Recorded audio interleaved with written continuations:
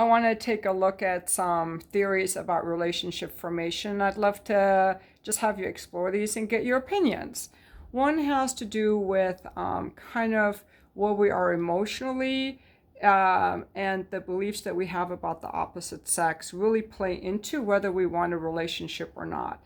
I'm going to link a gentleman from the Manosphere who used to be a mistrustful of women, fearful of women, and a pickup artist, and how he graduated through the different levels of emotions from guilt and shame to fear to desire and to love for women, and how that parallels the different black pill communities.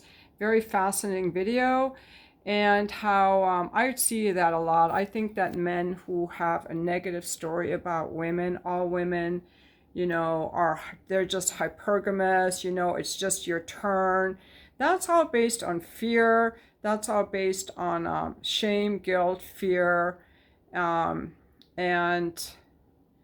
I'm just going to call guys out for that. You've got to address, guys, you've got to address your negative stories about the opposite sex in some way, because it probably came, those guys that don't trust women, women have hurt you.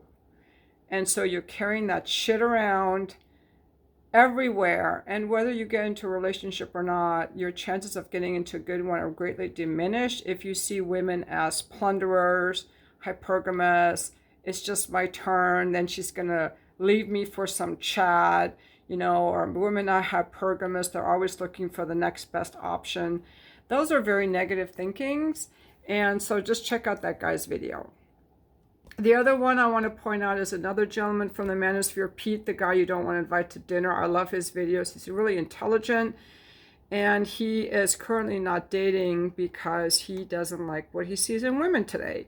So I think it's good to listen to what his views are. He also has a lot of really good advice for men on how to be powerful men, and he looks at a lot of articles. The latest one he did, which I'm going to link in the description, is about debt. Who brings debt into a relationship? And that women bring in a lot of debt because we have more student loan debt since more of us are going to college, and we have more credit card debt. And the man doesn't necessarily want to take on that debt. And women kind of feel entitled, like my debt is your debt. I think it's good for us as women to learn to be financially responsible, to take responsibility for our debt. And one thing people don't usually want to talk about is money. There's guilt around money if you have too much. There's shame if you don't have enough. And people, I personally made a goal a year ago to get out of debt, which I've done.